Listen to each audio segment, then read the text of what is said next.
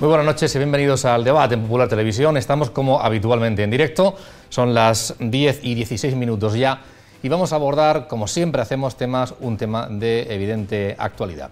Estamos en plena campaña de la declaración de la renta y como en todo, en casi todo, hay como dos caras de una misma moneda. Por una parte, el Estado, que el año pasado recaudó por este concepto, por este impuesto, 70.600 millones de euros. Muchísimo dinero, pero menos que en años anteriores. Y vamos a ver qué ocurre en esta ocasión. Podría ser que incluso descendiera esa recaudación. Y por otra parte, los ciudadanos, hablando del común, que es la clase media, con una percepción, ahora hablaremos hasta qué punto puede ser cierta o no, una percepción de que cada vez se le complican más las cosas, porque ingresa menos entre el paro, descenso de los salarios, y por otra parte tiene que rascarse cada vez más el bolsillo entre unas cosas y otras. Bien, al final Hacienda somos todos, pero hombre, depende, ¿no? Vamos a hablar de fiscalidad a lo largo de esta noche en general, pero también específicamente de la declaración de la renta. ¿Ha hecho usted ya la suya? ¿Cómo le ha salido? ¿O está haciéndola? Igual también encuentra en este programa alguna pista, alguna información interesante que le puede venir bien. Y es que para hablar de este asunto o de estos asuntos hemos contado con 4 expertos a quienes les damos las gracias, evidentemente, por haber aceptado estar aquí esta noche, en lugar de estar en su casa, por ejemplo, por haber estado a compartir con todos ustedes algunas de las cosas de las que saben y conocen en este ámbito. Podríamos hablar, por cierto, con ellos de muchos aspectos, pero vamos a centrar en la fiscalidad y por ese motivo los hemos invitado. Tienen una amplia formación y una amplia dedicación en muchos aspectos, pero específicamente hablamos de esta cuestión esta noche. Y con tal motivo les presento a Joaquín Molina, que es inspector de Hacienda. Buenas noches. Bienvenido, buenas noches, gracias por estar aquí. También les presento a Diego Rueda, que es asimismo inspector de Hacienda. Bienvenido, buenas noches. Buenas noches, muchas gracias. Además, yo decía que entre otras cosas, porque también formador, enseñan y explican a muchas personas novedades y cosas que tienen que ver con la fiscalidad. Vamos a ver hasta qué punto también los profanos aprendemos esta noche de lo que nos puedan contar en esta ocasión. Gracias por venir. Gracias. También les presento a José Vidal, que es decano del Colegio de Titulados Mercantiles. Gracias por venir también. Buenas noches. Gracias a vosotros por la invitación y vamos a ver si podemos aportaros algo que el público pueda llevarse una idea más clara de cuál va a ser el impuesto en este año. Y también nos acompaña Diego de la Cotera, entre otras cosas, auditor y asesor fiscal, como él, el que está a la otra parte, delante del cliente, del ciudadano, digo, a la otra parte del inspector de Hacienda, ¿no? Bienvenido, buenas noches. Muy buenas noches, espero dar ese punto de vista del sufriente, del que padece la presión fiscal. Vamos a hablar, por cierto, esa presión fiscal, comenzamos por ahí. El Gobierno ha anunciado que ese diferencial añadido que había aplicado en 2011, a final de 2011, que iba a ser solo por 2 años, que lo amplía, al final va a ser hasta 2015, un punto y pico, pero que no tiene más remedio, y ha anunciado que va a continuar. Por tanto, esa presión fiscal respecto de este impuesto en concreto, desde la renta, sigue en ese índice superior al que parecía, al que deberíamos tener. Esto al final, ¿qué repercusiones tiene? Imagino que hay varias partes, ¿no? Por una parte el ciudadano, que tiene que pagar más, el común, el general. Por otra parte está el Estado, que lo hace esto para recaudar más. Y por otra parte la economía en general, que si uno dedica más dinero a los impuestos, lo dedicará menos a que circule comprando cosas, por ejemplo, ¿no? Pero no sé, ¿qué efectos tiene para unos y para otros este diferencial añadido por parte de la Administración? Cuéntenos. Como quieras, Pepe, empieza tú.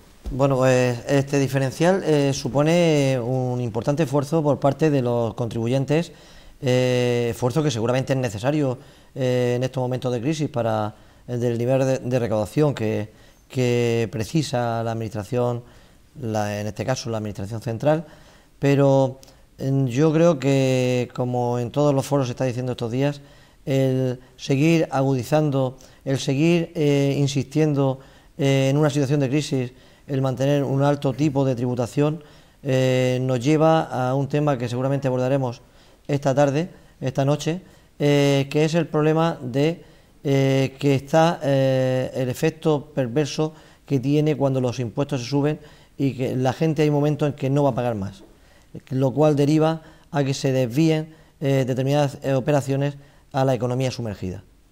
Yo creo que se ha dicho en esta semana pasada, después del anuncio de las medidas económicas del Gobierno del pasado Consejo de Ministros, yo creo que todos los economistas y todos los que tratamos el mundo de la empresa estamos de acuerdo en que hay que reducir la tributación para estimular, ligada a la creación de empleo, ligada a volver a resucitar esas empresas o a lanzar nuevos proyectos de emprendedores, pero sí que hace falta el que ese efecto, aunque es necesario para la recaudación, hay que buscarlo por otra vía, no por esta, entiendo yo. Esta mañana, precisamente, la expresidenta de la Comunidad de Madrid insistía en que había que bajar impuestos, y desde el propio Partido Popular se le decía sí, pero ahora no se puede. Cuéntanos. Sí, la cuestión en el fondo se reduce a las dos grandes alternativas o a las dos grandes ideas que se sintetizan en el momento actual en la situación que estamos. Por un lado, la necesidad de hacer ajustes, la necesidad de austeridad; por otro lado, la necesidad de impulsar, revitalizar la economía para que de alguna manera se cree riqueza, que a su vez sea riqueza imponible y que a su vez permita el ajuste fiscal. Es un círculo vicioso que es muy difícil de desbloquear, y es evidente que un gravamen como este, que en su día, cuando se puso en vigor a finales de 2011, con efectos 2012, se le denominaba gravamen complementario, temporal y solidario. Recuerdo que eran las tres notas características, pues al final va un poco vinculado a la propia evolución de las cosas. Yo pienso que la recuperación de lo que es la zona euro con la recesión va a hacer que todo esto se alargue más. El otro día veíamos las previsiones del Gobierno en el sentido de que teníamos un 15% en 2019, que al final la crisis se va a llevar toda una década, y en ese sentido pues nos encontramos con un profundo problema de déficit como consecuencia del desplome de los ingresos tributarios, que además es la esencia básica del problema de déficit que tenemos en este momento. ¿Se pueden hacer ajustes? Evidentemente, se han hecho ya muchos. ¿Hasta qué punto la ciudadanía puede soportarlo? Yo estoy totalmente de acuerdo con José Vidal que no se puede soportar un determinado nivel de presión fiscal más allá de un momento dado. Pero también es cierto que no se pueden seguir soportando muchos más recortes, mucha más disminución de las prestaciones, que se ha producido un efecto expulsión desde el paro. Al final consiste que lo que el sector privado tiene que financiar termina por financiarlo el sector público a través de mecanismos de cobertura y de protección, y es evidente que todo eso genera pues un problema muy serio: la caída de ingresos, la necesidad de reducir gastos y a su vez la destrucción ya realizada por la crisis y la dificultad para regenerar el tejido productivo. Claro, ese es un problema que tenemos que desbloquear de alguna manera. La tendencia al fraude y a la economía sumergida, como consecuencia de una elevada presión fiscal, ya se comentó muchísimo cuando se subió el IVA, la última subida que hubo de IVA, pues tiene también mucho que ver con la propia conciencia social, con los niveles de presión y, por qué no decirlo, con la transparencia de los gestores públicos. Perdón, es que, oyéndole hablar a mi tocayo, efectivamente decía José que la gente derivará hacia la economía sumergida. No estoy totalmente de acuerdo en ese aspecto, es cierto, pero no tanto ya el cansancio del ciudadano, que percibe que los tipos impositivos que estamos pagando son más altos que la media de Europa. Estamos a nivel de países del norte de Europa, o Suecia, cuando los servicios que recibimos se nos están recortando y vamos apretando cada vez más la misma vaca, que es el ciudadano, el contribuyente. No hablemos de la corrupción y el efecto que tenga la corrupción en la percepción que tengo como ciudadano a la hora de animarme a cumplir con que Hacienda somos todos. Pero oiga, no me sube usted tanto los tipos y deme algún tipo de salida, de ánimo a crear empresas, a crear vida. Hoy bajaban los tipos del Banco Europeo, ¿no? La noticia de hoy. Eso a mí no me va a llegar, ¿te va a llegar a ti? No, porque no hay crédito. Entonces, si no llega el crédito, no hay empresa, no hay creatividad, no hay emprendedores. La ley de emprendedores, cantos al sol. Cuando hablemos de corrupción, hablemos de reformar la administración. Sí. Entonces, quiero decir que yo no soy optimista con el cariz que está tomando esto. O sea, y prácticamente no hemos empezado todavía la campaña de renta en los despachos, y a oír al contribuyente que viene a nosotros y a nosotros nos habla con toda la libertad. No así cuando vas a la agencia tributaria pidiendo hora para que le hagan la declaración. Alguna habrá, pero no como nosotros. Está claro. Yo sí quiero dejar constancia de que mi opinión en relación con este primer tema que estamos abordando es de que creo que el impuesto sobre la renta está excesivamente alto, por no decir muy alto. Muy alto. Es decir, el tipo marginal máximo de Estados Unidos es el 35%. En Francia y en Reino Unido el 45%. En España es el 52%. Que incluso llega al 56% en algunas autonomías, concretamente, por ejemplo, Andalucía y en Cataluña. El medio estamos en el 20, 21, ¿no? 21. ¿Cómo? ¿El tipo medio? Bueno, depende. Pero bueno, estamos hablando del máximo, pero eso arrastra a todos los tipos inferiores, evidentemente. Y en sociedad, en todo. Solo Suecia está por encima de ese 56%, que por ejemplo es el máximo de Cataluña o Andalucía. Es decir, nosotros estamos por debajo, en la región de Murcia y Madrid un poquito más por debajo. Pero bueno, repito que solo Suecia. Pero es que además, esto no es solamente el gravamen complementario que se ha implantado en el año 2012. Es que si hacemos un análisis, por ejemplo, del año 2009, con datos reales, llegamos a una conclusión que, por ejemplo, una persona soltera con 30.000 euros de renta, 30.000 euros nominales en el 2009 y en el 2012, que evidentemente valen mucho menos que en el 2009, tiene que pagar 700 euros más por el impuesto sobre la renta que hace 4 años o 3 años. Si eso lo tratamos en una familia con 2 hijos y tributación conjunta, evidentemente es un poquito menos, que quedan 580 y tantos, sin tener en cuenta deducciones y otras circunstancias que puedan influir. Lo digo para comparar que año tras año se ha ido subiendo en parte el gravamen, en este último año mucho más todavía, han ido desapareciendo algunas deducciones, como la famosa que hubo un tiempo de los 400 euros, no se han deflactado las tarifas y eso ocasiona que año tras año, evidentemente, el sacrificio, el esfuerzo que tiene que hacer el contribuyente para hacerle frente al impuesto, pues sea cada vez mayor. Hombre, a las familias numerosas se le han recortado muchísimas ayudas o han prácticamente desaparecido, tanto a nivel estatal como comunidad autónoma, y el tipo impositivo sigue subiendo. Pues una familia, o sea, si estamos incentivando a la familia, de luego no es la política correcta, ¿no? Está claro que estaba viendo una noticia de España en el grupo de cabeza de los países con los impuestos directos, como es el IRPF, más altos de la Unión Europea, Estados Unidos y los BRIC. Está Brasil, Rusia y tal. Tenemos que plantearnos un cambio, de verdad, o el gobierno, o las administraciones tienen que plantearse un cambio. Yo estoy con Diego también, es que ahora mismo no es el momento de hacer más recortes. O sea, como sigamos haciendo recortes, nos cargamos el país, porque ahora mismo hay que mantener actividad. La actividad pública es muy importante, no hay que destruir empleo, habrá que abordar, habrá que, lo que decía Esperanza Aguirre, hay que reestructurar la administración. Vamos a ver el momento de reestructurar la administración. Quizás ahora mismo reestructurar la administración siempre se entiende como hay que despedir a 400.000 empleados públicos.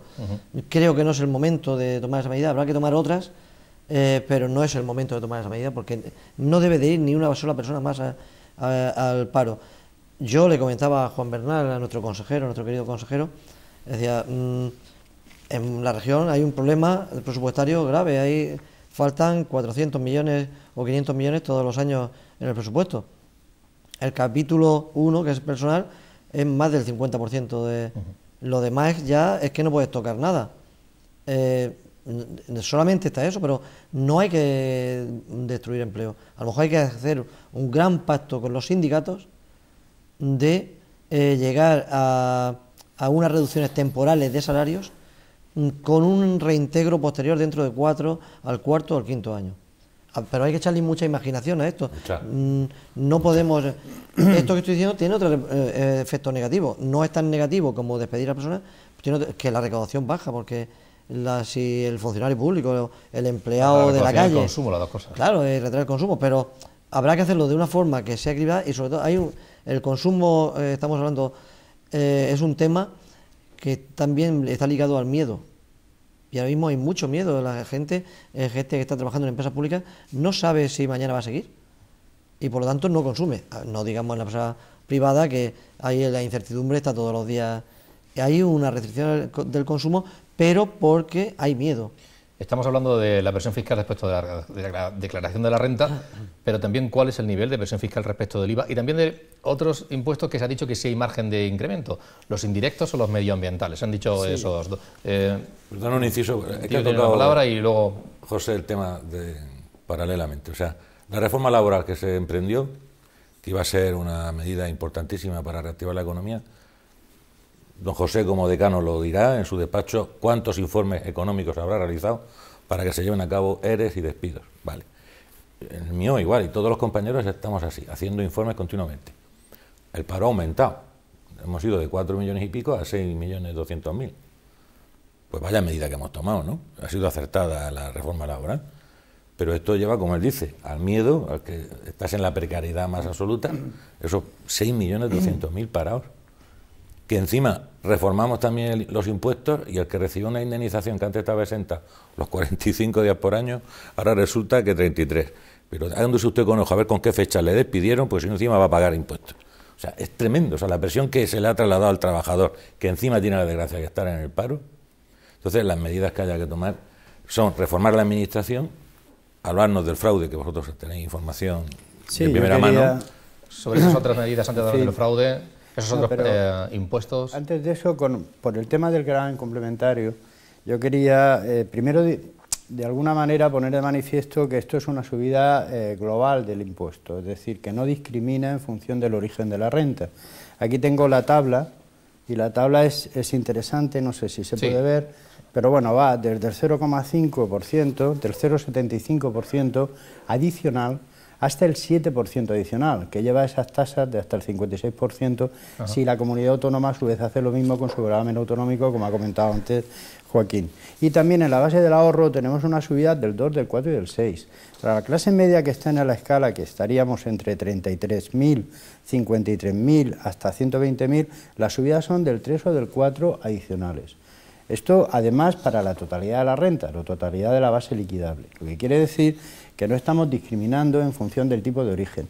Si queremos, por un lado, cambiar de modelo para crear riqueza imponible que nos saque de aquí, y al mismo tiempo estamos haciendo medidas que realmente van directamente dirigidas al incremento neto de recaudación, pues al final no sé exactamente la resultante que saldrá de esto, pero estamos situados en una posición que no es la lógica desde el punto de vista de la estabilización automática que significa el impuesto a la renta. Quiero decir, el impuesto de la renta, cuando hay calentamiento de la economía, cuando hay riqueza, cuando hay tensiones inflacionistas, produce un efecto de enfriar la economía, porque precisamente como se sube la base imponible, pues al mismo tiempo sube también la recaudación, se minora esa renta disponible y de alguna manera se enfría. Y de la misma manera también, cuando la economía está en crisis, el impuesto sobre la renta, al bajar, libera rentas que van al sector privado, que permiten el resurgir y además, en su caso, si es necesario, el sector público aborda políticas expansivas de gasto, que son las típicamente keynesianas, en las que todo el mundo confiaba, y en el IRPF como un estabilizador automático. En la crisis no ha ocurrido eso. Esto es una crisis de endeudamiento absolutamente acumulado durante mucho tiempo y posiblemente de no saber dónde estamos. Yo creo que nuestro país ha estado durante muchos años mal localizado, mal situado. Ahora creo que también seguimos estando mal situados, solamente que en el lado contrario.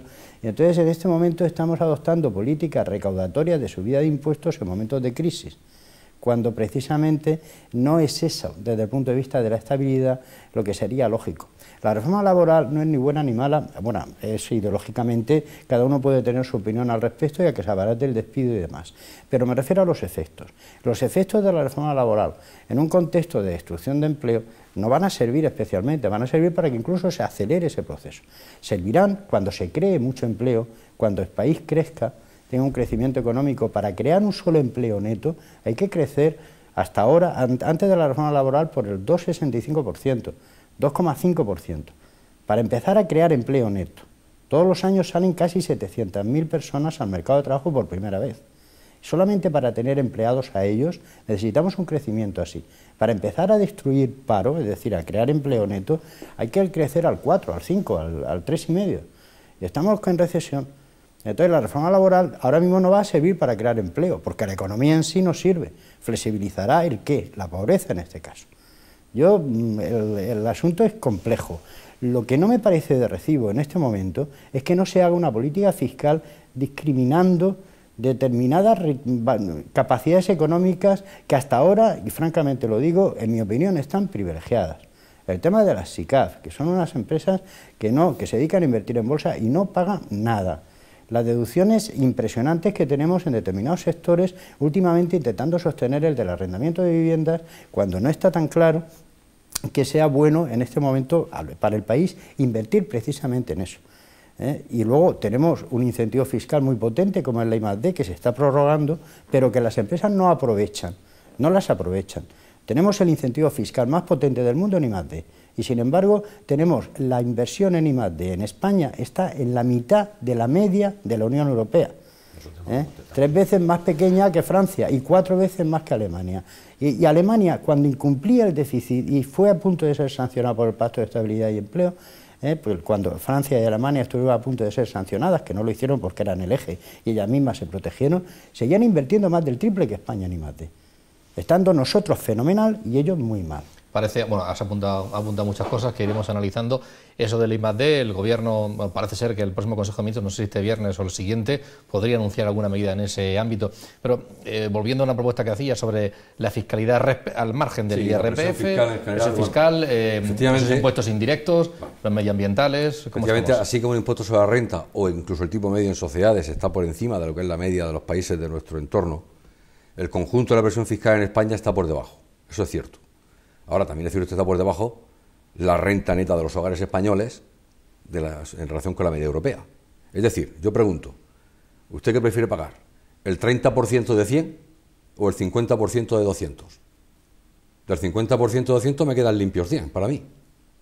Del 30% de 100 solo me quedan 70. Evidentemente, el país que tiene el 50% de presión fiscal la tiene más elevada que el de España, pero es que tiene más nivel de renta. O sea que el concepto de presión fiscal es muy relativo y hay que ponerlo en relación con la riqueza del país en cuestión. Y no digo, por tanto, hablar de España que hablar de Holanda, o que hablar de Dinamarca o que hablar de Suecia. Entonces, ese concepto no se puede decir, ¿tenemos menos impuestos que en otros países? Bueno, claro, que tenemos menos impuestos. Es que nuestra riqueza es menor. Por tanto, no pueden ser iguales. Y respecto de otra cuestión que se ha apuntado sobre los impuestos especiales que podrían ser objeto de subida o los impuestos medioambientales, pues la verdad que yo no lo sé.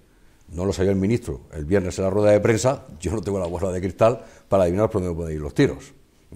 Sí que parece que tenemos una vuelta de tuerca en el sentido de incidir más de nuevo en lo que es subidas de gravamen y de los tipos impositivos, y no sé si es la forma de salir del círculo en el que estamos metidos. Ya he dicho al principio que creo que no. Por apostar simplemente es una cuestión de opiniones, porque ya lo vamos oyendo, todos los anuncios son que este año no se sube la imposición. Pero ya hay algo que desde Bruselas nos están diciendo, una especie de run run, y es que el tipo superreducido prácticamente no tiene ningún país. Y el tipo reducido lo tenemos muy amplio, a pesar de que ha habido muchos servicios, sobre todo, que han emigrado del tipo reducido en IVA, me refiero al tipo general. Se habla de las peluquerías, se habla hasta de los servicios funerarios, lo cual decía, cuesta más dinero morirse ahora, por el IVA subido, ese tipo de servicios, pero es cierto que tenemos unos tipos muy bajos, concretamente en los impuestos indirectos, y un IVA al 16% no se compadece. Ahora ya tenemos un 21% y ya estamos, digamos, en la línea europea, pero yo he estado este verano en Noruega al 25%, y son ricos, y no necesitan gravar el consumo, y sin embargo tienen el 25%. Yo quiero contestar un poco a lo que se ha dicho, y desde los despachos profesionales titulados mercantiles, economistas, hacemos una labor, por un lado, recaudatoria tremenda. Nos enfrentamos a informativa, pero a veces una batalla muy dura, la que tenemos que llevar a cabo con nuestros clientes, porque hay situaciones que son posiblemente injustas. A lo mejor ahora mismo estamos viviendo ya empresas en crisis, empresarios individuales que hacen su declaración de la renta totalmente en crisis, y es muy difícil trasladar, tener un beneficio adicional en el impuesto sobre la renta. También nos enfrentamos a un problema de inseguridad jurídica tremenda, y digo inseguridad jurídica porque cualquier inversor que quiera hacer aquí inversiones se ha visto abocado al tema de las eléctricas, tema de los campos solares. Ahora se presume que los impuestos medioambientales van a ir a dar otro toque ahí, con lo cual fondos de inversión que vinieron a España a invertir en este producto, en este tipo de producción de energía, pues resulta que ahora todas las condiciones que tenían de financiación se han venido abajo, y no digamos muchísimas personas particulares que decidieron invertir en esa materia, y resulta que ahora posiblemente le tengan que embargar todo su patrimonio por haber hecho, estoy hablando de empresarios individuales o personas físicas individuales, que hubo muchas que invirtieron en campos solares. Vivimos una inseguridad jurídica tremenda en el tema que se ha hecho mención con el tema del I+D. El I+D es un instrumento potentísimo, no se utiliza por las empresas porque siempre está sujeto a una revisión lógica de tributos, donde yo viendo estadísticas las últimas y siendo generosa, el 50% de esta desgravación o de este incentivo fiscal tiene problemas cuando se enfrenta a la inspección tributaria. Claro, el empresario que decide hacer esas inversiones es porque tiene unos requisitos muy exigentes y cualquier mínima formalidad te arrastra a no tener derecho. Y yo entiendo que ellos están en su trabajo y la hacienda pública tiene que buscar que se apliquen correctamente todos los incentivos. Pero entiendo que no va a haber empresas en España, salvo telefónicas y 3 o 4 grandes, que se atrevan a aplicar estos incentivos porque son las que tienen el potencial técnico, humano y formalista de recomplementación de papeles, porque al final es un tema muy formalista, que le tengan suficiente para poder acogerse a estos beneficios fiscales. Sobre esos otros impuestos, Diego, y también otro que se especula, son especulaciones nada más, que podría gravarse algo más sobre los depósitos bancarios, sobre el ahorro, no sé si con el objetivo de que el dinero salga y esté en circulación y esté en la calle, no sé eso, ¿qué punto de vista tiene? Coincidiremos nosotros que tenemos que recibir al ciudadano, al contribuyente en nuestros despachos. Hoy varias veces me lo han preguntado. ¿Qué hago? Tengo unos ahorros. ¿Los dejo en un solo banco o hago como me aconsejan de repartirlos en diversas entidades? Porque si mañana me pasa como en Chipre, que me van a quitar mi dinero de tantos años de sufrimiento y de sacrificio, o el banco quiebra, que eso la gente lo dice cara a cara, no lo decimos en los medios de comunicación, porque sería a lo mejor sembrar el pánico. Pero mezclando todo eso, si ponen el impuesto a los bancos sobre el tener allí depósitos, me imagino que el banco hará lo que ha hecho siempre en los bancos, repercutírselo al cliente suyo, que soy yo. O sea, yo tengo un depósito, me van a cobrar a mí. Igual que las comisiones han subido y los tipos que retribuyen los capitales han bajado. O sea, ahora mismo un banco acercarse a pedirle un 3% parece ya un milagro, encontrar un tipo de interés del 3%, cuando se mueve entre el 1 y pico y el 2 y poco. Bueno, pero recojo el guante porque es verdad que el empresario y nosotros los profesionales tenemos la obligación de informar y formar a nuestros clientes, que son las empresas.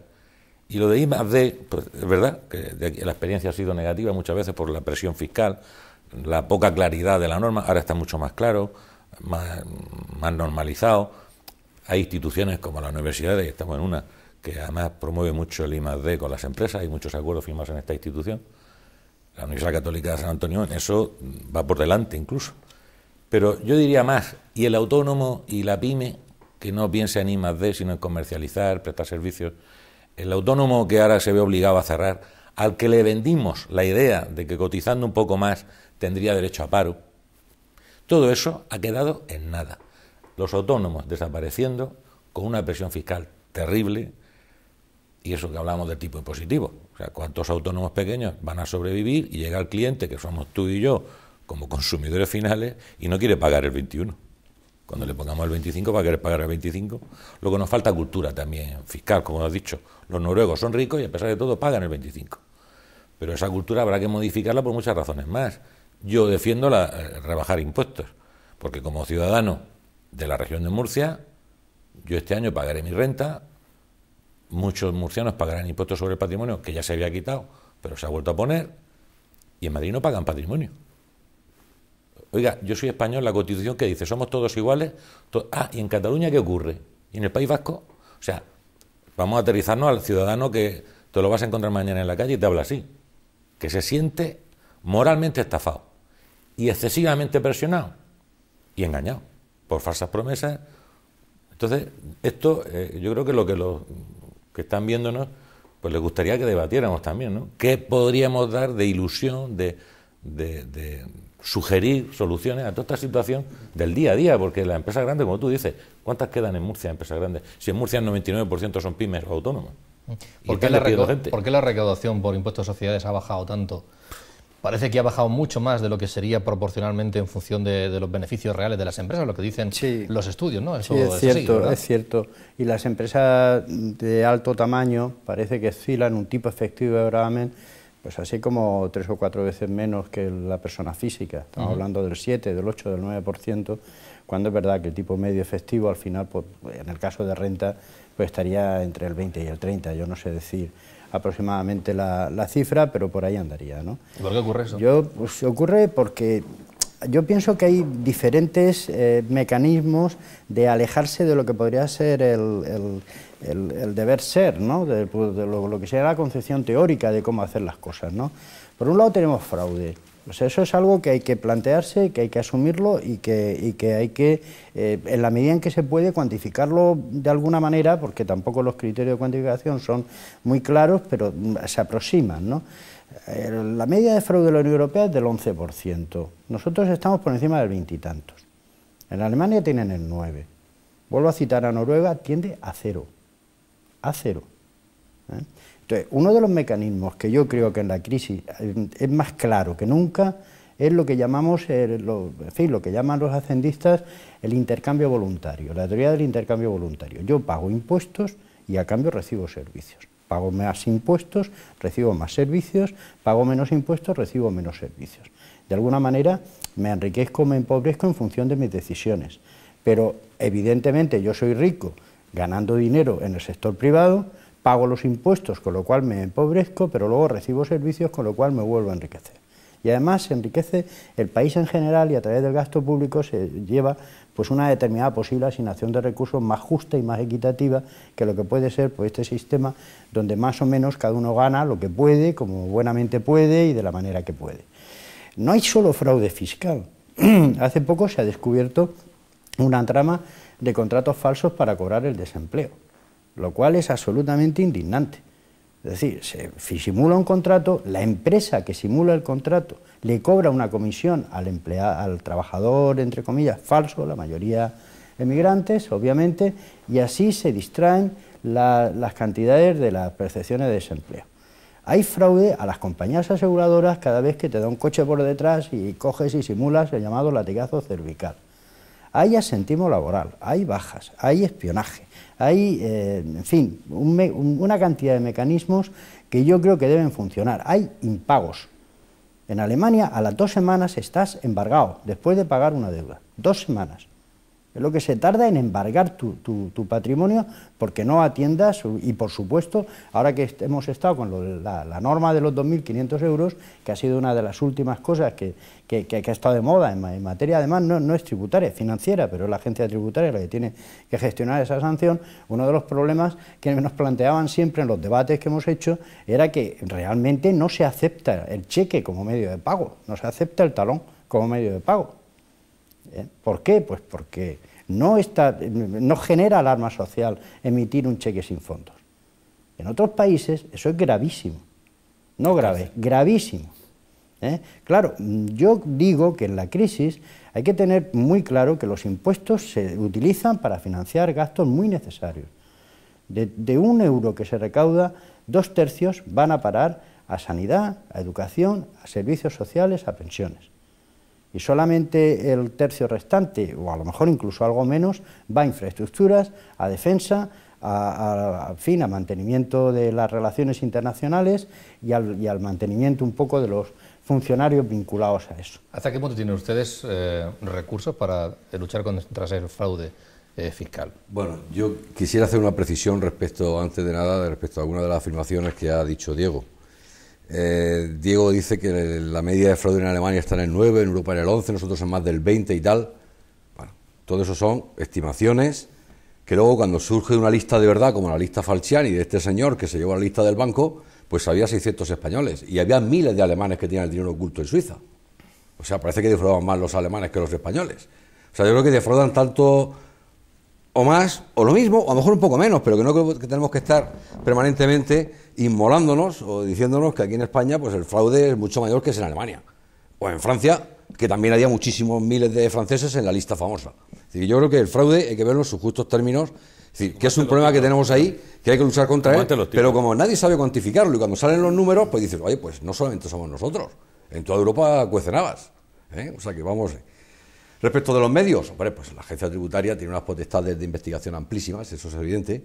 Lo que ocurre es que, bueno, no siempre resulta sencillo, en función de cuál sea la tipología o de las operaciones o de las actividades, pues llegar hasta el fondo. En ese sentido, bueno, podríamos estar discutiendo sobre qué se puede hacer, qué no se puede hacer. Sería un debate específico de ese tema. Antes hablaba también del impuesto sobre sociedades. Efectivamente, el impuesto sobre sociedades ha sido la plasmación de la crisis en la recaudación tributaria. El impuesto sobre sociedades lleva a generar más de 40.000 millones de euros de recaudación en el año 2007 y ha llegado a bajar a 16.000, prácticamente es un poquito más de la tercera parte. Es decir, realmente, 2011. Sí, realmente son datos catastróficos. Es decir, espérate, no hay sistema tributario que pueda soportar una caída de esa envergadura. También cayó el IVA o el impuesto sobre la renta, pero bueno, ahí la recuperación es más sencilla por la subida de retenciones y tal. Pero en sociedades ha sido una auténtica catástrofe. La explicación es evidente, que es la caída de la actividad económica, la caída de los beneficios empresariales, el cierre de empresas, y eso evidentemente pues ha sido el detonante de que sea un impuesto ahora mismo, porque bueno, empieza a repuntar un poquito, pero que claro, llegar a aquellos niveles tendrán que pasar muchos años, Yo en sociedades, de todas maneras, concretamente sociedades, al margen del tema del fraude, por supuesto, empezó diciendo que son meras estimaciones. Y lo que pasa es que parece que por ahí van los tiros, que en Grecia superan el 30%, que los países del sur, además hasta Heinrich, un autor alemán lo decía, se caracterizan en todas cosas por un estilo de fraude más o menos generalizado. ¿Que los profesionales no defraudan en Alemania? Pues como puedan hacerlo aquí en España, pues evidentemente sí, pero en términos globales, en términos macros, es donde a lo mejor se ven las diferencias. Luego aquí tenemos en sociedades un nivel, que no lo he comentado antes, que no es de fraude puro y duro, de mentir en las declaraciones, de ocultar la realidad. Es utilizar normas que, con un conjunto de deducciones muy importantes que van adelgazando lo que al final se paga en el impuesto, como consecuencia además de la existencia de lobbies concretos que presionan de alguna manera a los gobiernos para que de esa manera se les articulen las deducciones y a partir de ese momento puedan aprovechar al máximo. Hay fraude real en I+D, yo lo he descubierto, yo lo he visto, hay fraude real, hay que meter a químicos de una conservera y decir que son investigadores cuando en realidad lo que está haciendo son los ensayos de producción, que no tienen nada que ver con la I+D. O sea que ahí como todo, y mucha burocracia, también totalmente de acuerdo contigo, y muy poca accesibilidad de las pymes a ese tipo de incentivos. Pero concretamente en sociedades ahora se está produciendo lo que es una vuelta más de tuerca, que a mí me preocupa mucho, y lo hemos comentado en mucha ocasión, que es, por un lado, obligar a que se anticipen impuestos en el sentido de eliminar créditos impositivos que yo puedo aplicar ahora, pero que me dicen que de momento no, que no los aplique, que ingrese ahora y que ya los podré recuperar en el futuro. Al mismo tiempo, amplían el plazo para la compensación, por ejemplo, de bases negativas derivadas de la crisis hasta 18 años. Tenemos que tener mucho cuidado con eso, porque por una recaudación inmediata en esta legislatura maldita o en estos 6 años que llevamos de crisis en esta década, podemos hipotecar el impuesto de sociedades hasta el 2030-2032. En el sentido de que haya entonces riqueza, pero las empresas tengan pingües créditos impositivos que les permitan no tributar en el futuro. Entonces estamos anticipando y luego les estamos dejando mucho plazo para el futuro. Hay que tener cuidado con las generaciones futuras. Y hay una cosa en la que estoy también bastante de acuerdo con la señora Merkel, aunque no nos guste escucharlo, y es que no podemos sostener el estado del bienestar hipotecando las generaciones futuras, y tanto en el gasto como también en los ingresos. Hablando de la declaración de la renta, el señor de la Cotera, le han dicho más de una vez, arréglame que me salga la declaración de la renta a devolver y cuanto más mejor, pero que no me pillen estos señores. Si te digo que no, no te lo vas a creer. No. Pues entonces te diré que sí. Y más delante de estos señores juraré no haberlo dicho. Pero es cierto, o sea, no se puede hacer. Vamos a ver, yo estoy escuchando con muchísimo agrado y atención lo que están diciendo, pero quiero bajar el nivel nivel, digamos, académico. Vámonos a la pequeña empresa y al ciudadano de a pie, ¿no? O sea, un empresario individual, un autónomo, que es el que está soportando esta crisis económica. El asalariado, por supuesto, y el parado no voy a contar, y el pensionista, y el funcionario, todos estamos soportando pero especialmente el autónomo. Y quiero romper una lanza por ello. Porque hay una reglamentación, si habláis de I+D, es verdad, los de I+D que estén escuchando no lo entenderán, pero vayámonos a un autónomo, es decir, oiga, que si usted compró algo hasta marzo del 2012, usted puede hacer una libertad de amortización, pero si lo compró en abril, no. A este señor le estamos volviendo loco, no es capaz de tomar decisiones, le supera el cambio legislativo, por mucho asesor que tenga y por mucha circular que le envíe el asesor. O sea, la reglamentación que tenemos para las pymes y para los autónomos es terriblemente, en mi opinión, farragosa, compleja y demasiado variable. Luego, con unos parámetros, ahora para el mantenimiento de empleo, usted se ahorra un 20% del rendimiento neto, pero mírelo usted en el empleo que tenía en el 2008. ¿Cuántos contribuyentes se equivocan porque no calculan bien el incremento o el mantenimiento de empleo? Luego llegará, de eso nos hemos hablado, no solo la recaudación involuntaria que hemos hablado de los 70 millones de euros, 70.000, ¿no? Perdón, en renta. Luego iremos a gestión tributaria cuando llega esas cartas que tanto le gusta al ciudadano español recibir de la agencia tributaria. Venga usted a decirme ahora qué hizo usted en la renta del 2011 o 2010. Entonces te piden que aclares los errores que comete el ciudadano. Habrá veces, como me has preguntado, que lo haya hecho aposta. Yo dudo. Yo creo que la gente lo hace de buena fe todo. Pero hay muchísimos errores producidos precisamente por el desconocimiento de la legislación, por lo farragoso de la legislación y los cambios permanentes, ¿no? Hablamos de esos cambios. ¿Qué cambios hay este año? No que entren en vigor este año para el que viene, sino los que se aplican ya ahora en la campaña actual en la que son contados. ¿Hay alguno importante? Hombre, hay buenos y malos. O sea, los malos son la desaparición de la posibilidad de deducción por adquisición de vivienda, que ha sufrido como una parálisis a partir de las que se compraron a partir del año 2012, ya no pueden ser deducidas, aunque ya digo que hay otras ventajas para ganancias patrimoniales que se hayan producido o que se vayan a producir con una serie de requisitos que se hayan hecho en el año 2012. Las compras se hayan realizado en el año 2012.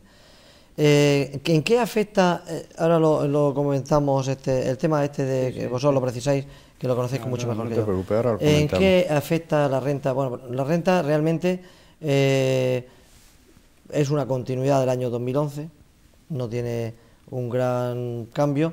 ¿En qué se va a ver fundamentalmente? Hay una continuidad, sobre todo, vamos a poner un ejemplo real, pues un matrimonio donde la esposa es funcionaria, el señor pues tiene una zapatería y desarrolla su actividad, y ha tenido, pues, el funcionario ha tenido una merma en su renta, pero va a tener que pagar un poquito más. El empresario autónomo, que habrá que decir una cosa, que si todos los autónomos contrataran a un solo trabajador, el paro se acababa. O sea que se acabaría inmediatamente. Ya tendría que contratar a dos. Bueno, dos, pues con la mediana, pues consideramos, es que hay mucha sociedad de esta pequeñita, que es un autónomo prácticamente, lo que estamos hablando, sociedad de tipo personal. Pero el zapatero no puede dar rendimiento negativo. Claro, el zapatero no puede dar rendimiento negativo por muchos motivos. No por muchos motivos. No puede usted dar rendimiento negativo. Si está, que no sé si recuerdo si está en módulos o no. Directa simplicidad. Es que no le interesa, primero. Si declara, aunque tenga pérdida, pone pérdida en su renta, no va a poder acercarse a ningún banco a pedir ningún crédito.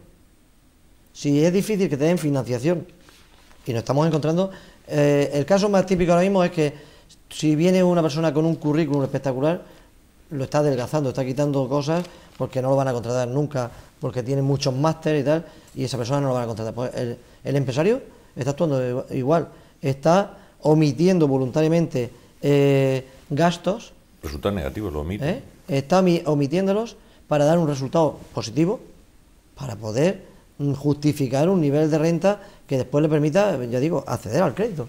Algunos dicen que piden balances preparados para poder presentárselos al banco, que no son los balances. Más novedades. Que lo ven los señores de Hacienda. Novedades de este año. Por ejemplo, este es el último, me parece, que para las reparaciones o los arreglos en casa. Yo quiero aprovechar la ocasión para no ya hablar de novedades, sino querer decirle a los que nos están viendo que hay un esfuerzo por la agencia tributaria tremendo, una inversión tremenda que es con dinero nuestro, para facilitarnos el poder cumplir con esta obligación, ¿no? Los famosos borradores y los datos fiscales. Yo estoy sorprendido del nivel que vamos llegando, ¿no? Este año ya se hace el borrador de la renta aunque tengas 8 viviendas. Antes había como un problema informático terrible, insoslayable, de tener 2 viviendas ya no te podían hacer el borrador. ¿Pero usted se fiaría de su borrador de la renta al que le llegara? Quiero aprovechar, digo, porque igual que puedo criticar que la legislación es farragosa, veo positivo que se nos facilite con los datos fiscales. Ahora bien, tengan ustedes mucho ojo con los datos fiscales, porque no es lo mismo tener los datos fiscales al día 2 de mayo que si los baja usted a lo mejor el 2 de junio, porque ha llegado una información de última hora a la agencia tributaria y ha habido una pequeña variación. Esto ocurre. Tenga usted cuidado, no dé por carta magna lo que le diga Hacienda, porque puede que si usted es profesional no estén todas las retenciones, porque los empresarios que le han retenido no las han declarado. Tenga usted mucho cuidado porque le da un valor de venta y unos datos de una operación financiera que no le dicen el valor de coste. Tenga usted cuidado porque los gastos de cartera de valores no los ponen normalmente los datos fiscales. En fin, hay una serie de variables en los datos fiscales que el contribuyente tiene que prestar muchísima atención. No es labor tanto del profesional adivinar qué es lo que se le ha olvidado a Hacienda o qué es lo que no ha llegado a la información de Hacienda. Y entonces el contribuyente tiene que tener muy celoso con los borradores, porque hay un alto índice, por ejemplo, como estoy esta noche de defensor de autónomos, no veremos nunca en un cálculo que se deduzca en los rendimientos del trabajo el autónomo que percibe el administrador de la sociedad pequeñita, limitada, que eso en Murcia es muy frecuente, y que como es socio de esa sociedad no puede estar en el régimen general, obligado a irse al régimen especial de trabajador autónomo, para evitarle el paro, que en su día fue así. Y esto no se le deduce como gasto de personas, como gasto en rendimiento del trabajo. Es decir, yo llego aquí una listilla, ahora si sale el debate lo comentamos, porque es grave, o sea, lo considero grave, que hay que prestar mucha atención a los cálculos de los borradores y a los datos fiscales. Está barriendo para casa, ¿eh? Las novedades... Al final hay que ir a acudir al asesor que te eche una mano. Para Pues, cerrar hombre, el tema... somos un servicio público, debería estar subvencionado, cosa que no es, pero vamos, antes que tomen de- nota en el Ministerio. De pasar las novedades que preguntabas. Sí. Bueno, pues la cuestión triste que tenemos el tema de la dación en pago. Cuando uno entrega una vivienda, pues que tristemente se está produciendo con cierta frecuencia, pues eso en principio se le produce una ganancia patrimonial a la persona que hace esa entrega, entre comillas, encima que entrega la vivienda, porque hay un valor. Bueno, pues esta novedad, este año, eso quedaría exento de pago en el IRPF, cuando es vivienda habitual. Pero solo para contribuyentes que estén dentro de unos umbrales o Que no hay unos contribuyente que lo niveles de cumpla. renta o de no renta mejor, Es muy porque por difícil, desgracia no sí, renta, muy difícil. es solo en ciertos casos. Vale, no, solo no es se muy, genera. Es muy muy matizado, complejo. Joaquín. También está lo que decía antes, que está exento el 50% de las ganancias patrimoniales que se ponga de manifiesto con ocasión de transmisiones de inmuebles urbanos adquiridos a título oneroso desde el 12 de mayo Pero fíjate, hasta el 31 de un diciembre inciso. de 2012. Esa norma la sacó el gobierno para incentivar la compra de viviendas, Sí. para rebajar el mercado inmobiliario. Y ahora resulta, usted está, si lo vende y ha especulado, le perdono el 50%. Pero los que hayan comprado este año, le grabo con el 56% cuando vende usted. O sea, es la locura. O sea, esto volver loco al ciudadano. O sea, no toma una Es bueno política. precisar lo de la supresión de la vivienda habitual. Lo digo por Sí, ir sí, comentando. sí, Sí. La vivienda habitual, el 2012 fue el último año que hubo. En el 2013, Pepe se refería a la vivienda habitual que adquieres hoy. No tiene ya ningún incentivo por lo que es la deducción por la inversión. Sí mantiene uno interesante y muy importante, que es la exención por reinversión. Cuando cambias de vivienda, ese incentivo sigue vigente. También en el 2012 se prorrogó, aunque no es un tema de renta, sino de IVA, la tributación del 4% para todas las viviendas nuevas. Es decir, el 2012 fue el último año donde la inversión inmobiliaria tuvo protección. Y por eso se produjo un efecto anuncio y un incremento de ventas precisamente a final de año, porque se acababa la deducción, quedaban días. Eso sí, que para que todo el mundo que nos escucha, se mantiene el régimen anterior para todos los que compraron con anterioridad, es decir, nadie pierde un derecho que ya tenía adquirido. Pero si ahora ya uno va a comprar una vivienda, evidentemente ya no tiene esa rentabilidad financiero-fiscal. Y hablando del autónomo, y considerando como autónomo a la pequeña pyme, que estoy totalmente de acuerdo con vosotros, otra de las novedades dura, importante, que tiene que ver con la subida neta de impuestos que se produjo a principios de 2012, pensando que iba a ser solo los 2 primeros años de crisis, que eso fue lo que pasó con el gravamen, que eran además los lejanos a las elecciones y en los que se iba a remontar, y luego hemos visto que no ha sido así. También hay una subida del 35 al 42% en las retenciones que se le hacen a aquellas personas que ostenten la condición de administradores en su sociedad. Eso es para otro debate. Bueno, del 35 al 42. Como dos. No digo, Diego, porque este tema es muy polémico, Antonio. Lo que pasa es que en los foros nuestros es muy polémico ahora mismo la condición de administrador, si es deducible en sociedades, si en renta siempre tributa o renta del trabajo, y además aquí a mi derecha tengo una persona que conoce el tema con muchísima profundidad, como es Joaquín, todos lo sabemos. Pero al margen de eso es simplemente la subida de 7 puntos porcentuales del 35 al 42 en la retención, subidas del 19 al 21 en la retención de capital, y subidas en general que se produjo, que era lo que es lo inmediato, que es lo que yo digo del cortoplacismo político, que es la recaudación ya, porque tengo que hacer el ajuste de déficit, etcétera, y entonces me encuentro con la tesitura, necesito ya el dinero, pero no tengo base imponible que gravar. Y entonces, ¿qué hago? Pues que juego un pago fraccionado mínimo, una limitación a las bases negativas para las empresas grandes, y en última instancia, pues incluso el incremento de los pagos fraccionados, el incremento de las retenciones, los efectos en la nómina. Fíjate con los funcionarios lo que pasó. Primero, como nos suben el gravamen nos suben las retenciones desde febrero.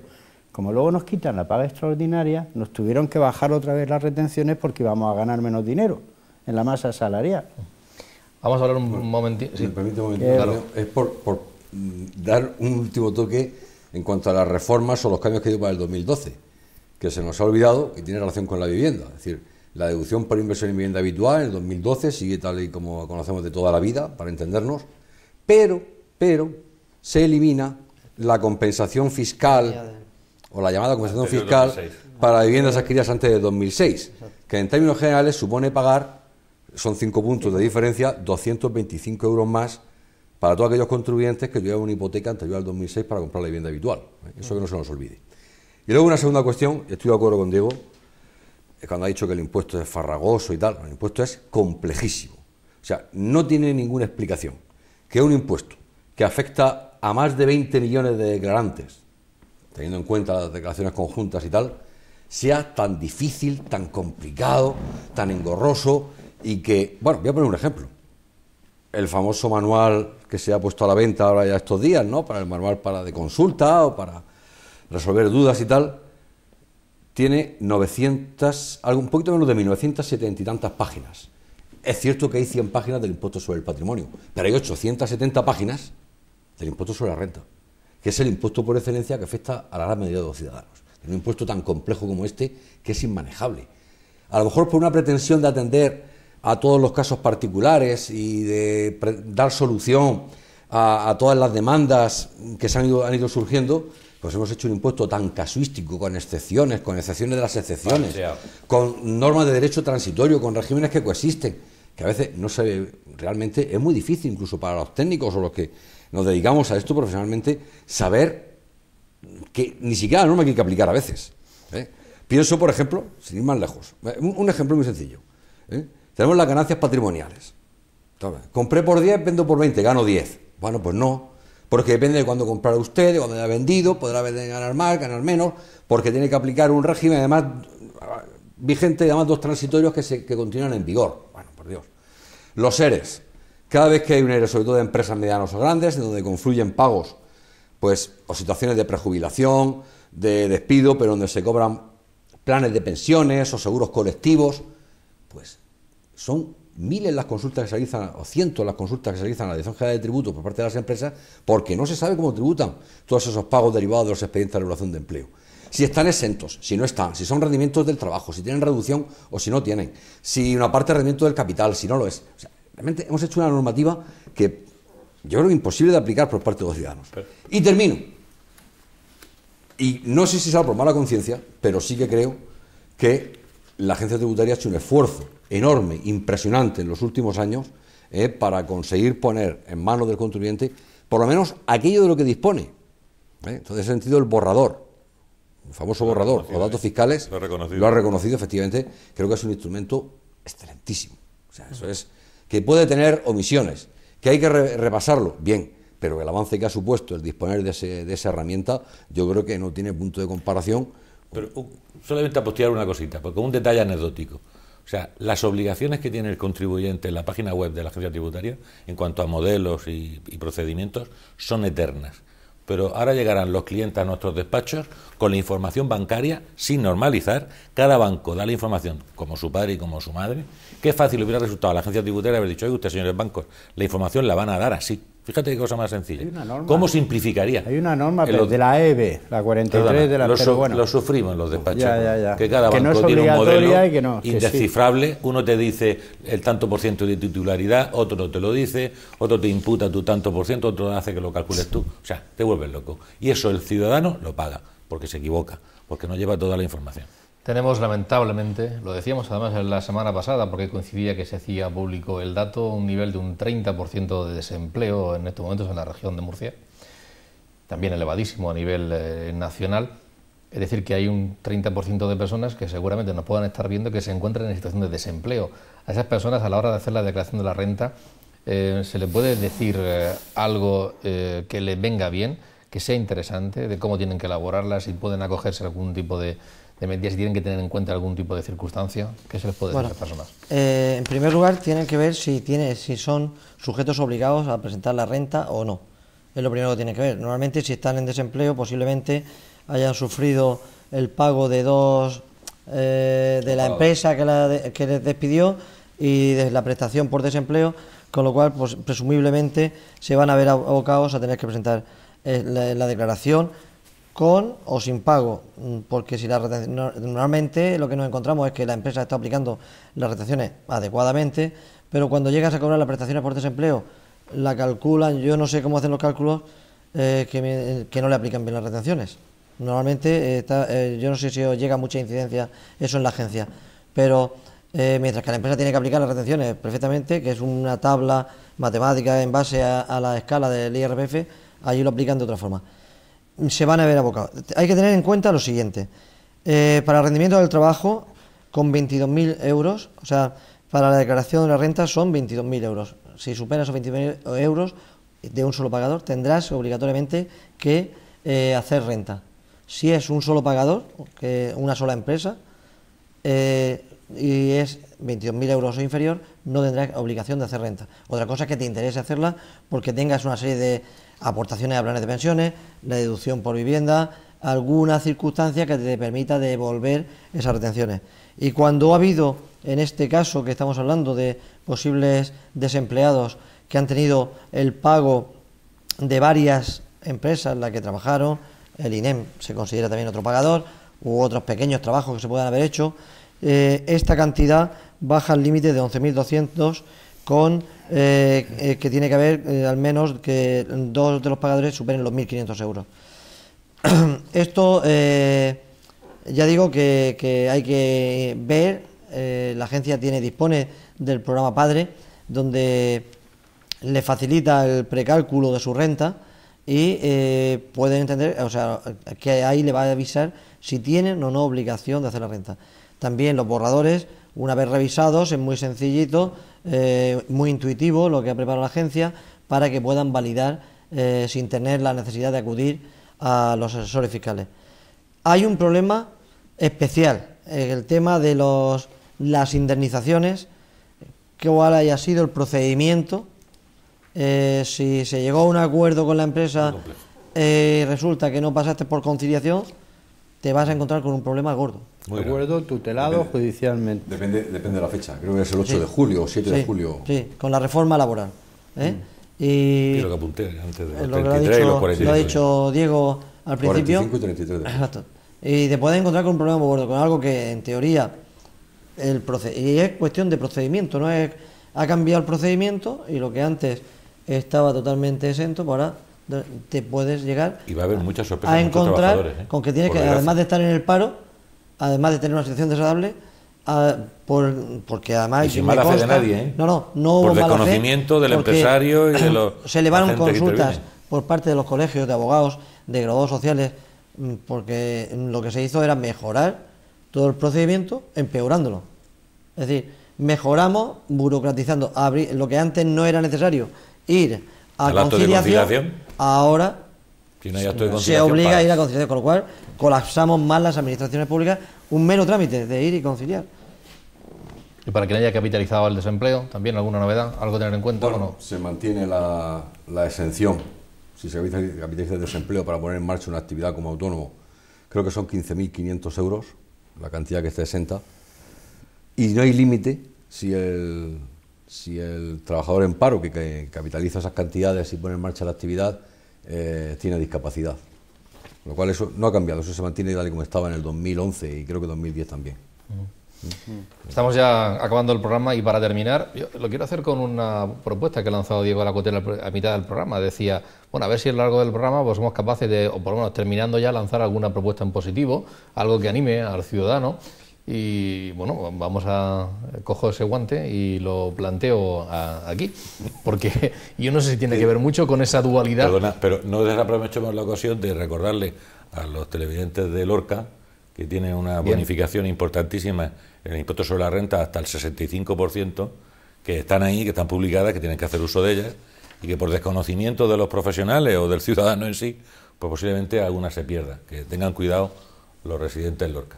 Y lo último también que yo quería añadir es que con lo que está pasando en la sociedad española de parados, de todo esto de los desahucios y demás, pues que es muy importante que marquemos la cruz. No solamente yo defiendo la Iglesia Católica porque soy creyente practicante y estoy en esta institución, pero también en otros fines sociales se hace una labor importantísima. O sea, no le cuesta al ciudadano, no le cuesta dinero marcar con la cruz en el impuesto sobre la renta, en la casilla de la Iglesia Católica y de otros fines sociales. Y bueno, en cuanto a la propuesta positiva, pues sería simplificar la legislación. Yo creo que hay que bajar los tipos impositivos, creo que hay que simplificar los procedimientos, que los pagos a cuenta están muy bien y que está todo muy bien, pero que hay que simplificar la cosa. Y se simplifica mucho sabiendo que mi esfuerzo no se va a ver confiscado por el Estado. Es decir, este Estado que me vendió hace unos años, oiga, generemos riqueza, hagamos patrimonio inmobiliario, coticen ustedes para su jubilación. Y ahora resulta que tenemos un patrimonio inmobiliario que no vale lo que nos costó. Y mi jubilación no se fecha, o sea, si es que llegamos a jubilarnos. Entonces, este pesimismo no puede trascender a la sociedad. Tenemos que luchar, esforzarnos, ser emprendedores, aunque no estemos subvencionados, y saber que esto se acabará. Son ciclos. Es una torre de Babel confundida con el dios euro, pero bueno, saldremos de esto. En cualquier caso, los impuestos son una herramienta que se manejan en ese enfrentamiento que hay permanente sobre si lo fundamental es crear empleo en este momento o lo fundamental es seguir reduciendo el endeudamiento. No hemos hablado de la corrupción política, no hemos hablado del cambio de la Constitución, en fin, que ya entraríamos en un tema para más debate. Yo por mi parte, pues, un comentario con respecto a la complejidad del impuesto, que es algo evidente.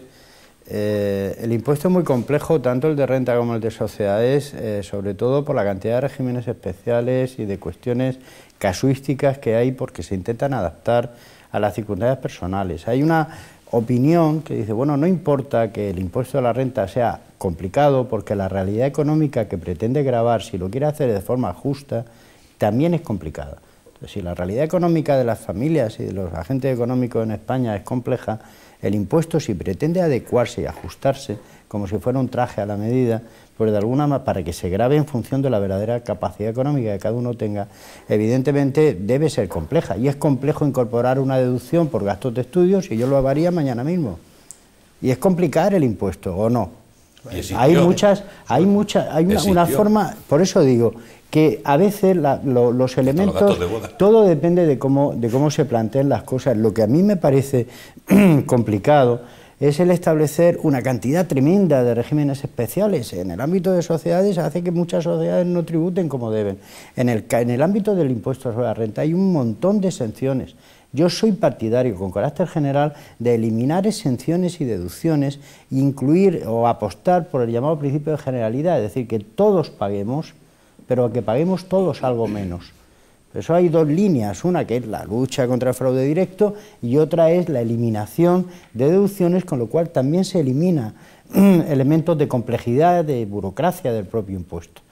Y en ese contexto, y ya con esto quiero terminar, porque hemos recibido 2 o 3 halagos esta noche como miembros de una organización como es la Agencia Tributaria, que es cierto que, sobre todo en el uso de las nuevas tecnologías, curiosamente, con respecto a nuestro sistema fiscal y lo que nos dicen de nosotros como país, estamos en la vanguardia absoluta a nivel mundial, no hay ninguna duda en eso, y somos especialmente baratos porque nuestro gasto de personal está muy por debajo, y en general los gastos de la agencia, de lo que sería una mera comisión de cobranza.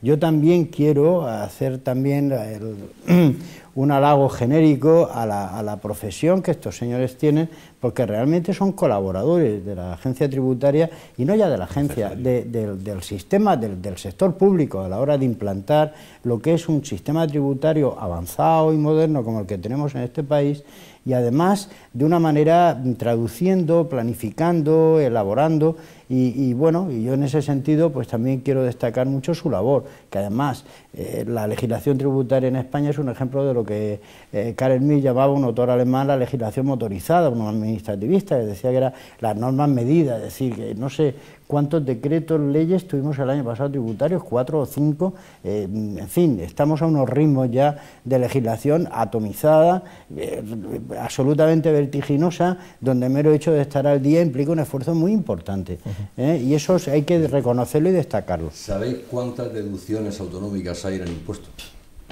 Si yo no he contado mal, hay 178 deducciones. De todas las autonomías, se refiere, ¿no? Es decir, es que hemos hecho un impuesto complejo, desigual, inequitativo. Y cedido, con capacidad... Requiere darle la vuelta, como si fuera una camisa que diera la vuelta, unos pantalones, porque es que no basta con hacer una reforma o tocarle... Pero Joaquín, es decir, hay que simplificar, estamos Almería, Albacete, Alicante, Murcia, son 4 comunidades autónomas, pues 4 regímenes distintos a la hora de aplicar deducciones. Las hay de todo tipo. Hay comunidades que tienen 4 o 5, Murcia tiene solamente 6, hay otras que tienen 16, 18, hasta hay una que tiene 24 deducciones.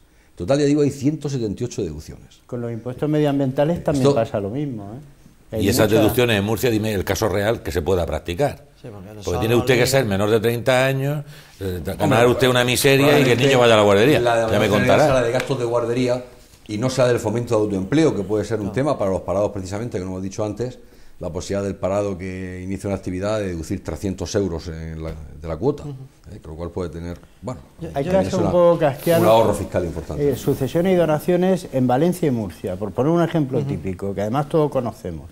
Rige la ley del personal del causante, cuando en realidad es un impuesto sobre la herencia, no sobre el caudal hereditario, sino sobre lo que cada heredero se lleva, sobre las hijuelas hereditarias se llama. Entonces, está ocurriendo, el otro día me encontré con un caso así, un señor muere en Orihuela, tiene 4 hijos, 2 viven en Orihuela, 2 viven en Murcia, y eso los habéis tenido vosotros, unos tienen derecho a unas reducciones y otros no.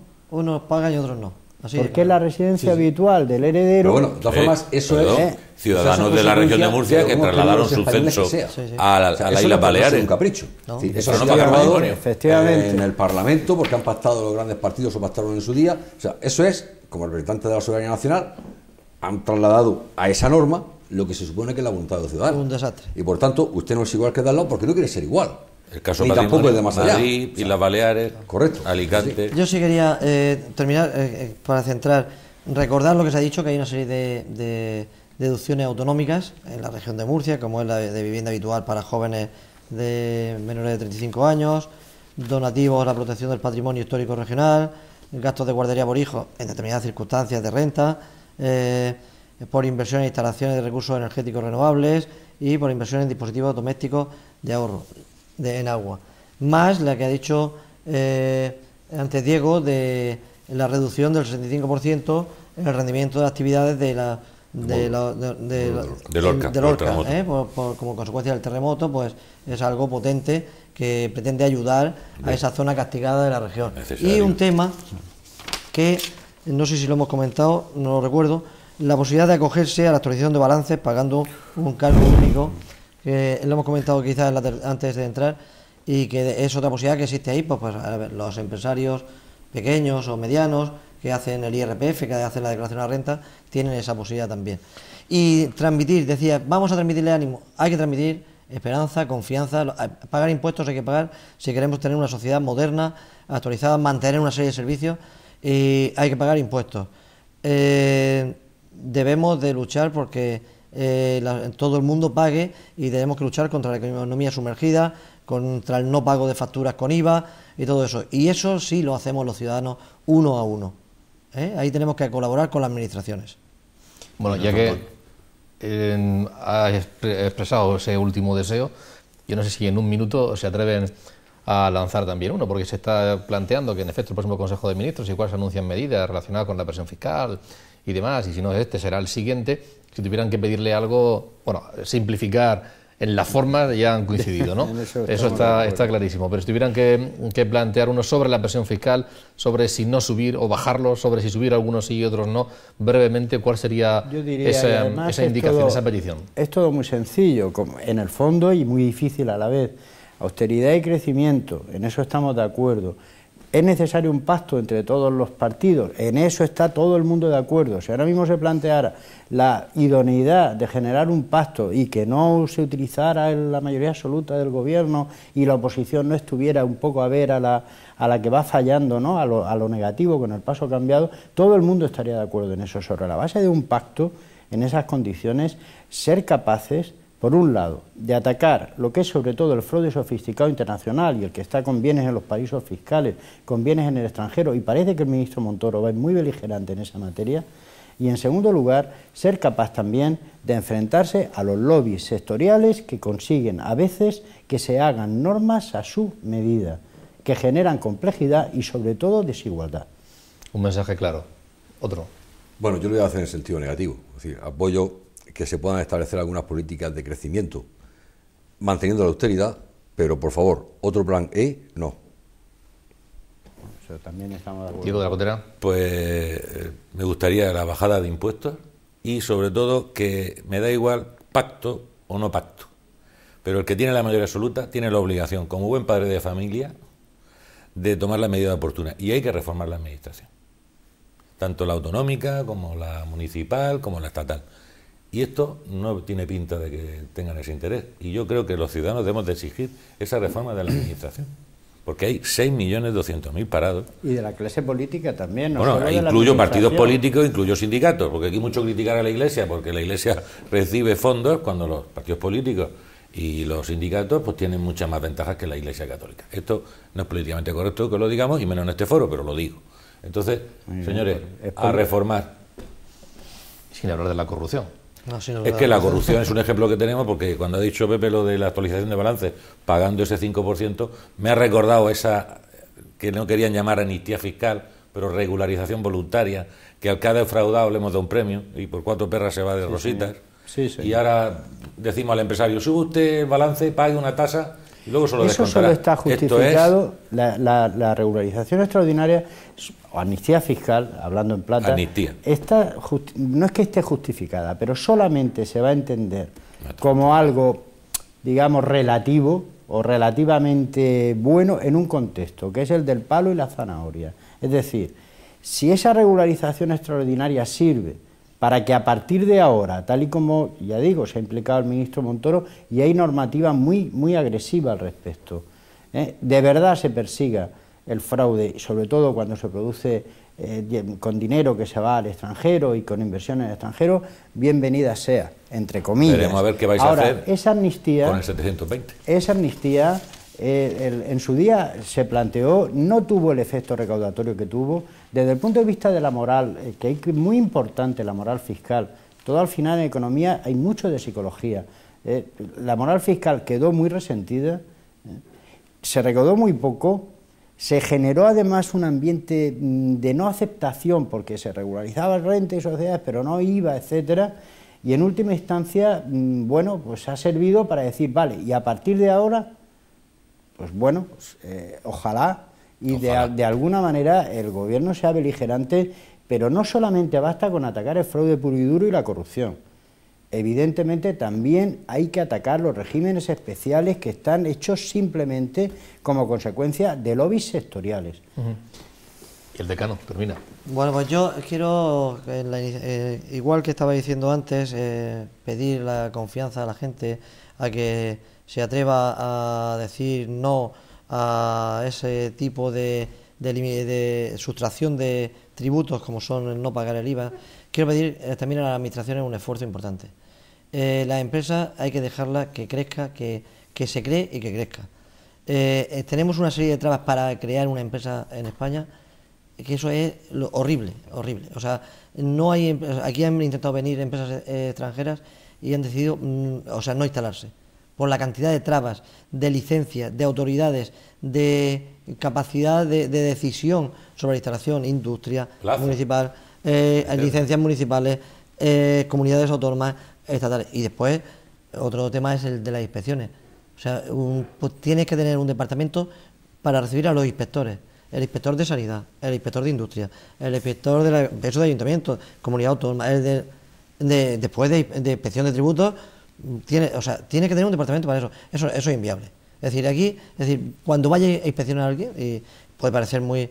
Tiene que ir todo, es decir, se tienen que poner de acuerdo todas las administraciones, decir, señores, a esta empresa vamos todos a la vez, y haya un solo interlocutor, pero no puede ir todo el año allí atendiendo requerimientos de una administración y de otra. Es la primera vez que te lo oigo. Lo digo porque... No, pero es que sabéis vosotros decimos un mes. Vosotros estáis en la parte contraria y os dais cuenta la cantidad de actuaciones que estáis haciendo. La carga formal y la carga fiscal indirecta para la empresa es Oye, que no hemos criticado la notificación electrónica obligatoria, que eso ha sido un invento maravilloso para tenernos a todos con la lengua fuera permanentemente. O sea, dice Pepe, la presión fiscal, caramba, ahora ya no prescribe nada. Es muy cómodo, en tono distendido lo digo, es muy cómodo, muy... Hombre. Es la posibilidad de notificar a través de un... Eso ha sido un medio telemótico, depositando en un buzón electrónico. No la opción, la obligación. Seguiremos hablando de terminar el programa seguramente entre nosotros, y de corrupción política que decía Pepe de la Cotera, y de modificación de la Constitución también en otras ocasiones. Gracias a los cuatro por haber estado aquí esta noche, haber compartido con todos nuestros espectadores sus conocimientos, o parte alguno de sus conocimientos y de informaciones que puedan ser útiles para todos ellos. Y a ustedes también por seguirnos. El próximo jueves les emplazamos para abordar otro tema de actualidad. Gracias y buenas noches.